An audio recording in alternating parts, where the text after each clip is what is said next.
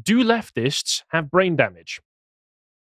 Are we going to scientifically prove this, or just? We'll get some scientific studies so that. But it just seems obvious to me that yes. Yeah, I mean, it seems like that to me. Well, we can ask the question and we can cite some studies. So, I'm just going to read some community guidelines real quick, boys. All right. Well, this segment, if it doesn't go up on YouTube, you know the answer. Those of you watching live, and you'll have to watch on the website instead. Any of you who might want to watch on YouTube or anything. So the question is, why is it that leftists are so crap insane? Why do they believe the insane things that they do?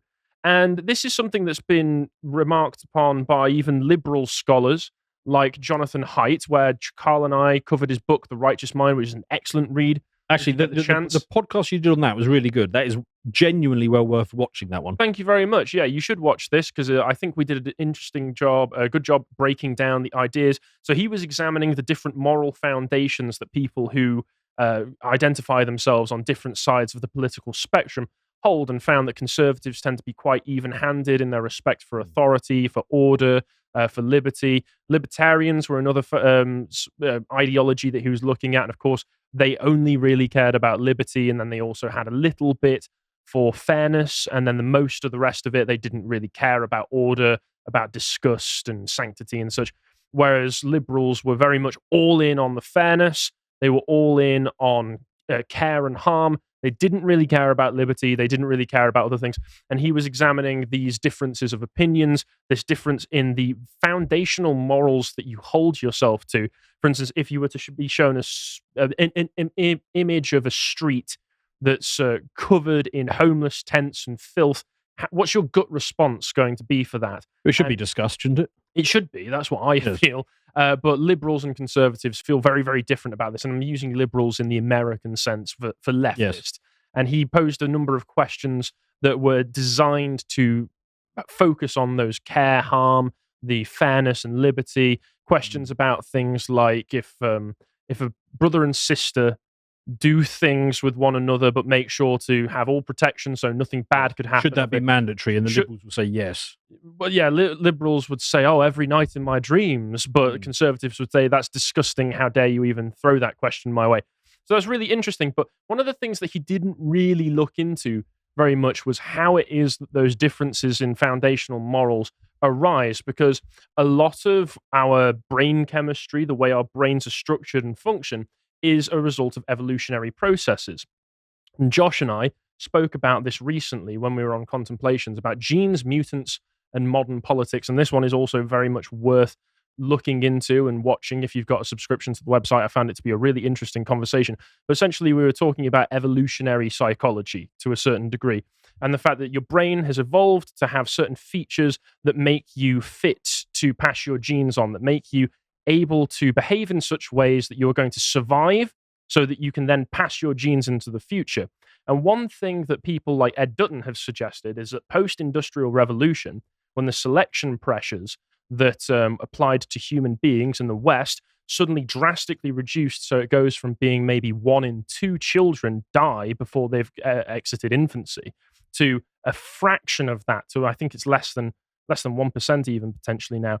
All of a sudden, mutant genes, which are not fit for survival and not fit for social communities, have been getting through, and those people are what he would describe as what's the term he does for them? Spiteful mutants, because they've developed in such that makes a lot of sense. They've developed in such a way that they are antisocial in their behaviors, whereas the people who were filling and controlling society before that were pro-social, and these people have developed a lot of power. Hi folks, sorry to interrupt the video, but I just wanted to announce that we have a new line of merch in our merch store. The merch store was kind of empty for a while, and so I thought, right, okay, what do I actually want on shirts? And so I just went through some of the most epic and true things that I think that historical people have said, and John managed to make an amazing set of merch out of it. And we will have extra things coming in the store, such as posters for these to go on. Thanks for everything, folks. Now back to the video. It would be something like back in the days when humans faced genuine selection pressures. Mm-hmm. You'd all be living in caves, and the conservatives would be saying, watch out for the saber-toothed tigers and the cave bears, whereas the liberal versions would be like, no, that's fine. We've got to give the saber-toothed tigers a chance. And the Conservatives would be saying, well, look, I realise they only make up 13% of the mammals on this savannah, but they do make up 50% of the people who get eaten. Right, and then so the Liberals would go off and have their stupid worldviews and get immediately removed from the gene pool. Yes, they would immediately get eaten by the saber-toothed tiger, whereas those who said, maybe I should avoid the carnivorous predator, who want to rip me apart just because they can, right? And so it's almost like these days, though. I mean, those selection pressures do exist a little bit. You still get people who go and do stupid things and get in the urban savannah. Yes, in the urban savannah. But so I'm also did you check the guidelines to see if we're crossing anything at any point? Anyway, we're getting close. We're just towing that line. It's all right. The example I'm thinking of is that article a while back, which is 2 liberal white women who went to rural Pakistan for a gap year. They didn't come back. Yeah, I mean, that's sad, but also they loved it so much. Yeah. I love those posts where it's like, I'm going to disprove racism by cycling across Turkey naked or something. It's like, okay, yep, all right, good luck with that. But always ends the way you think it's going to. But either way, outside of theorizing about selection pressures and other such things, there have been some scientific studies done looking into the differences in brain structure between people who identify themselves differently, politically speaking. And this was shared late last year, and I think you commented on this, in fact, Dan, December 21st, 2023, and this caused a bit of a stir on Twitter. Joseph Bronsky, who is a very interesting account. He talks a lot about biological differences between peoples and evolutionary psychology and all of that. And he shared this out saying leftism may be physically linked to an atrophied amygdala related to mutational load in the DNA. Leftists have significantly smaller amygdalas, which he brands as the fear origin of the brain. This can explain why they use phobic as a slur and have no stress response towards mass migration. And you can see this image that he's included. It's from a 2011 study, and the sample size of this was only 90 people. But it was interesting what response that this got from people, because I do think there's more to it. I remember my response now, because all the leftists were getting really excited, saying, "Oh, we're not afraid of anything," and my response was something like, "Yeah, but what?" Here it is, in fact. Oh, in fact, there you go. What you've done is the risk-reward part of your brain isn't working properly. Well, the thing is, I find that very interesting that lots of leftists were coming out and saying, "Oh, all right-wingers are pussies," confirmed that they all just feel fear too much. The fact of the matter is that fear is evolutionarily programmed into you for a reason. Yes. So, for instance, it's part of the brain that tells you, I am scared of, for instance, putting my hand directly into a fire.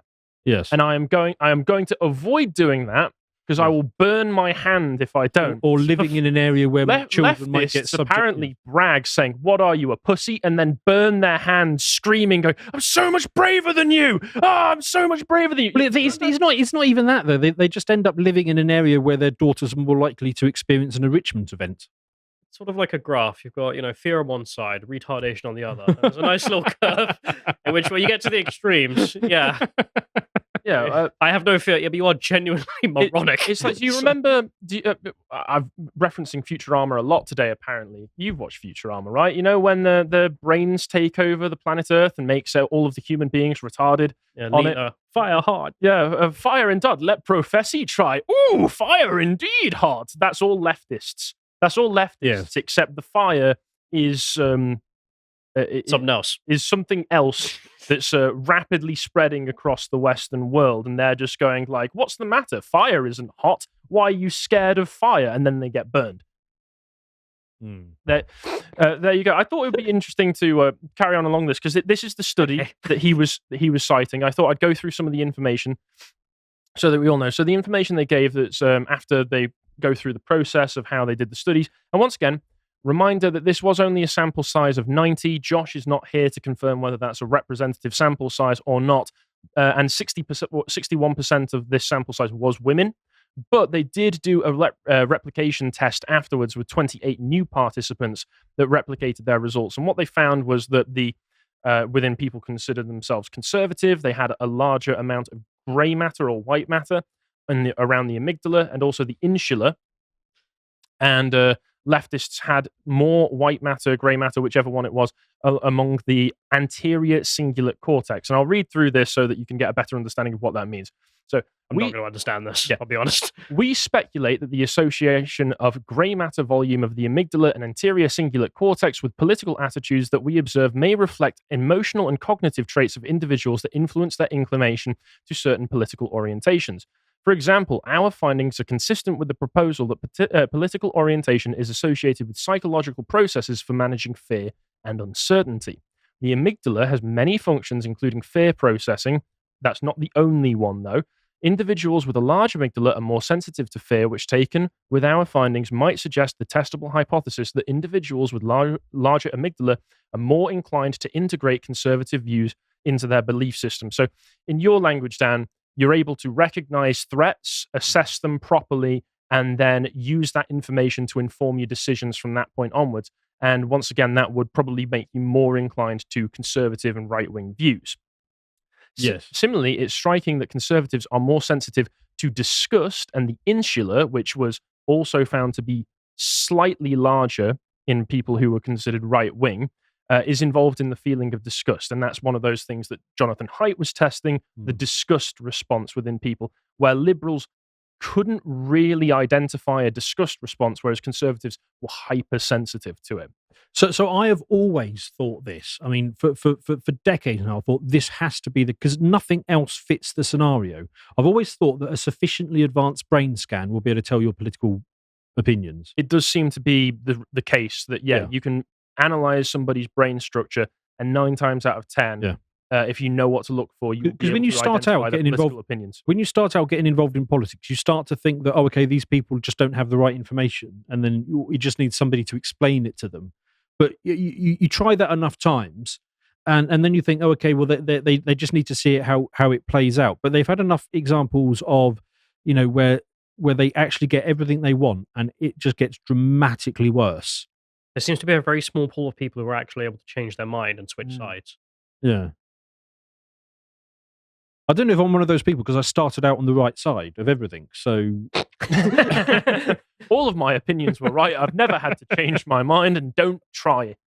Yeah, I mean, I've changed plenty of my opinions over time, but I think that's possibly to do with the fact that the brain matter is somewhat plastic. Obviously, most of it is pretty set, but environmental factors can have an effect on your brain chemistry. Like we joked about the wanking license in the last segment. Yes. Fact of the matter is, if you get addicted to porn, which is a real problem, I think some studies and scans that have been done among representative samples have shown that it can actually reduce the grey matter in your brain. So it can restructure the way that your brain works to a certain degree, which is one of the reasons that can be very debilitating for some people. I hate to be that guy. And lots of other addictions can do the same thing. Part of me is wondering whether or not this is pseudoscience. And sounds legit to me. I think the thing that comes to mind for me is probably less important than we think, because the political differences in the West aren't that big. But when you change the political difference overnight to something massive, it seems you can get basically the entire population on side that will have a message you need to. And the best example of this in recent times has to be the Ukrainian war. And a friend of mine told me this fantastically funny story, which is he had a Ukrainian cleaner. He's Polish. So long relations, Donbass war's been going on for years. And so she's around, she's cleaning, and she's got these like weird leftist opinions all the time. It's just like, yeah, whatever. And then the Russian invasion happens, and all of a sudden, she became like a hyper nationalist on every single issue. She changed her view on abortion for some weird reason. Oh, okay, and it was just like, okay, like this. It seems to maybe not be the be all and end all, but I'm not saying it doesn't have any effect. It well, does. The thing is, I think it seems to be that genetics has a 60 to 70% effect on things, whereas the environment definitely has a major factor in things, and that'll include the culture that you grew up in and the information that you're absorbing, different sources. What are you looking at me like that? Someone in the chat is just like, this is Django Unchained. It's like, if you look at the 3 dimples, you can see he's a never liberal. Said anything. I've been on the cusp of mentioning phrenology this entire time, and I've been just sitting on it. It's like, no, don't say it. But it would be really funny. Like, I do want it to be true, just to be clear. I really, really do want it to be true. that if we literally could find the 3 dimples and that would determine if someone was a leftist. Because how funny would that be? Like, just genuinely. If you find this big missing part of their brain, they're a leftist. But then you could just have an fMRI scanner like set up in the streets, just make people walk through it. And when the light goes red, it's like, okay, now you're getting sent off to. Well, one of the Scotland. The fact of the matter is that one of the things that Josh and I covered in the contemplations was the fact that any sort of real scientific research done into evolutionary psychology and this kind of effect of genetics on human behavior from the early 20th century onward has been massively demonized by the media, by films, by things like Django Unchained and other films presenting it as only the domain of racists and other such people. And it was only really from the 1970s onwards. I think E.O. Wilson published a book called Sociobiology, which was very controversial at the time, where research started to become a bit less taboo in the field. And people have been able to do a bit more research, although it is always still very controversial whenever anybody publishes anything like this. So Scott Adams yesterday was talking about a study that came out from one of the big US universities that said that there is literally no biological difference whatever between the races, like none. That's just incorrect. It's like, well, in which case, how can you tell a white person from a black person from an Asian? Yeah, if there's no biological differences, they're interchangeable entirely. Why are there phenotype differences between people? Because phenotype is an expression of genotype. So, but that's mainstream science. It is producing the result that they want to hear, which is anti-science. Yes, It's politically based first and foremost. But if I just carry on with a bit of this, and then we'll carry on. On the other hand, the study says our finding of an association between anterior cingulate cortex volume and political attitudes may be linked with tolerance to uncertainty. One of the functions of the anterior cingulate cortex is to monitor uncertainty and conflicts. Thus, it is conceivable that individuals with a larger ACC have a higher capacity to tolerate uncertainty and conflicts, allowing them to accept more liberal views. So, for instance, stepping out of your door and not knowing if you're going to be mugged and raped and murdered that day, liberals are just able to deal with that a bit better, apparently. Such speculations provide a basis for theorizing about the psychological constructs and their normal neural substrates underlying political attitudes. However, it should be noted that every brain region, including those identified here, invariably participates in multiple psychological processes. It is therefore not possible to unambiguously infer from involvement of a particular brain area that a particular psychological process must be involved. So they add that bit at the end so that you know that it's not just down to this. And I agree that I don't think it's just down to this, although it is amusing to me that it seems to state that leftists are in a constant state of walking deaf and blindfolded into no man's land every single day. They know nothing of what's going to happen and they don't care. And if they get stabbed and murdered that day, oh well, at least I was a good ally. I was a good ally to the end. That's exactly what they are. Yes. But you've got to think about things like I don't think it's entirely down to the idea that, right-wingers just feel more fear. Because if there's anything that we've noticed over the past 10 years or so, it's that leftists are gigantic pussies. It's just about different things. It's not that they are entirely fearful of mass migration or anything like that. It's that they are fearful of the rise of fascism or bigotry coming back or anything like that. But fear is an evolved response to a good purpose. And right-wingers respond by going to the gym and living sensibly and making good allies and stuff like that. Some of them do, certainly. But I'm thinking more of like higher rates of neurosis in leftists. They always have far more problems with anxiety disorders and other neurotic basically traits. Reality in general. Yeah, like I say, it's not that their fear response is absent, it's that it's completely upside down. Just to once again highlight one of the things that was in response to this, which was that Vorsch came along with the epic dunk saying this MF bragging about having an engorged pussy lobe. Once again, just to really hammer it home, it's not that fear is bad, it's that fear directed properly can be good. So a very relevant example for Vorsch here might be that the pussy lobe might tell you, don't put your dick in that horse. And then I love the example. And then you don't do it. Vorsch evidently, his brain isn't wired that way. Was that a targeted reference? Did he? That was horse?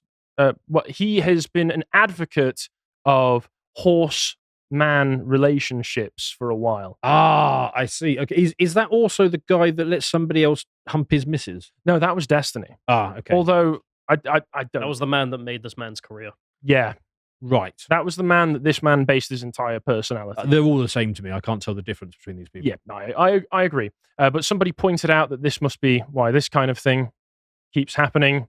People who love BLM keep getting killed. Yep. By BLM. Well, by the people that they're more than happy to donate funds to get out on bail early, for instance. And it also explains these kinds of posts that you see pop up every so often, and they get like this 11,000 likes. Oh yeah, I saw maybe at least 50% bots. You probably want to. Okay, yeah, we're gonna have to censor that. Oh yeah. to be fair, I'm at least 12 of those 5.4 million views. Yeah. If you murder someone over you getting robbed, even at gunpoint, you are genuinely effing sick in your head, and I don't care. So there's that beautiful uncertainty. Happiness with uncertainty. This is the kind of attitude that spawned the bike cook meme. We all know the bike cook meme, right? You know it, Callum. The guy who gets there, finds his bike has been stolen, and thinks, at first I was pretty bummed, but then I realized that he's probably happier to have my bike than I am sad to not have it anymore. So the overall happiness in the world has gone up, and that's a good thing. This is They stole your bike. Yeah, this is presumably how Destiny is coping with his wife being gone. You know, it made him happier to cook me than I am sad to have been cooked. I mean, maybe he gets to watch. So it's I don't fine. know. I don't think so. I don't think so. And there's plenty of examples of these sorts of people, like this post that went up of somebody criticizing Stephen Edgington, who pointed out that we've got lots of Romani beggars and other beggars have popped up in London. This person saying, "Oh my God, can you believe that this person said this?" This guy, James Ball, saying, "Imagine being that lacking in basic decency or compassion. Holy F." And somebody posted these screenshots of him from 2022, a year before, saying, "Hi, just been fairly violently mugged. Please don't trust anything from my accounts for a while." So if you're looking to get good advice on how to survive in any given environment, don't take it from these people, because these people do not have the survival instinct or ability to recognize when they're in danger or not, and will get you mugged. They will, if they're presented with a choice of two roads, the happy time, fun times road or the stab, murder, kill road, they'll go, there's no real difference between these two. Let's go down stab, murder, kill avenue. This is a serious problem because we used to have Terrible loads name. of mechanisms to remove people who couldn't do risk reward properly from the gene pool. We always had mechanisms for that. And then in the last few centuries, at least we had a nice big war every now and again. But these days, it's just like every fuckwit survives. All of them. I mean, the only thing I can say for leftists is that they don't reproduce because they always. Well, that's why they're trying to. That's why they're trying to indoctrinate the children, yes. so they can reproduce in a different way. Yes, and like laying their eggs in your children's head and just turning them to lefties and whatever. Yeah, because once again, it can be quite plastic. So if they can get their claws in early enough, they might be able to literally change your brain chemistry. But I posted about all this saying, "Oh, there's lots of leftists bragging about having no survival instinct," and this person shows up. I survive by responding rationally to my surroundings instead of being a reactionary pussy. I mean, reacting is responding rationally to your surroundings. And I just had to, throw up the old classic of a Pew Trends panel where they were looking at rates of self-reported mental illness between people identifying on the political spectrum. And this is where I come to saying that it's not just that they, their amygdala might not have as much gray matter around it, so they don't have as potent a fear response in particular situations, is that a lot of these people, self-evidently, they will tell you themselves, especially white liberals, are mentally ill. Do you remember that thread we did where it was a bunch of communists? Why don't you own a firearm if you're an American communist? Oh, yeah, because I will kill myself immediately. All of them depression or mental illness. Yeah. Every single one of them. And and that's interesting because the people who just want to be left alone have the lowest rates of mental illness. It's interesting that it actually upticks a bit. Yeah, because when you go from conservative to very conservatives are the people who just want to be left alone, and the very conservatives are people who want to advocate for conservative principles. So the people who want to be left alone the most, i.e. the conservatives, are the most stable of the bunch. That's probably true. I mean, I've known plenty of left-wingers in my time, and they have never seemed particularly rational. Oh, no. Or like they respond to the stimulus they receive. appropriately. I've known lots that have suffered agoraphobia. And I was reading a book recently that referenced a 2001 Dutch study on LGBT mental health that was published in the Journal of the American Medical Association. Had a sample size of around 6,000 men and women. And I thought it would be good because they all label themselves under the LGBT banner in one way or the other these days anyway, don't they? So let's use them as a proxy for the full intersectional coalition. And they said that the gay men as part of this study were 727% more likely to suffer bipolar disorders, 620% more likely to suffer from OCD, 454% more likely to suffer agoraphobia, 421% more likely to suffer panic disorders, and 311% more likely to suffer mood disorders. And the list just kept going. Yep. So if we're using that as a proxy for general leftists and their behavior, I think it paints a picture that it's not just that their fear response isn't as attuned as it could be, that a lot of these people, as we keep finding out every single time these people are questioned, why don't you own a gun? Their heads don't work right at all. Their heads tell them that the entire world is scary and they need to be terrified of everything. Then there are other studies that have been done, like this one that put a heat map of where your areas of concern for conservatives versus liberals. Now, the closer this was to the center, the more heat generated in the middle, then that means that you care about the people around you. You care. Oh my! I've just read the notes underneath. Yeah. My God.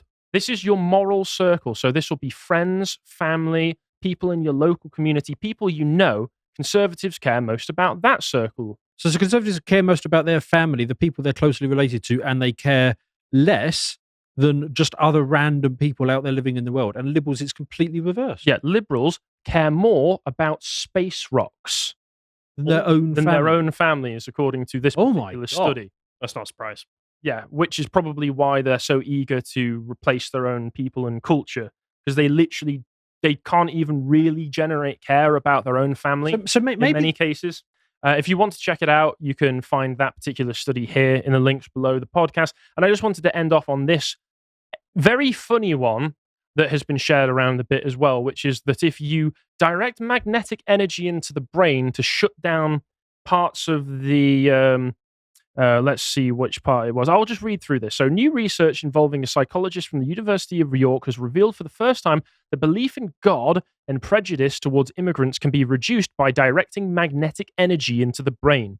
Dr. Kizi Izuma collaborated with a team from the University of California to carry out an innovative experiment using transcranial magnetic stimulation, a safe way of temporarily shutting down specific regions of the brain. And bear in mind, once again, the whole brain is there for a reason. Each part of your brain is there for a reason. So in simplified terms, if we give somebody brain damage, they become more left-wing. Yes. And the opposite. It's the posterior medial frontal cortex. They used these electromagnets to shut parts of that brain down and make it slower.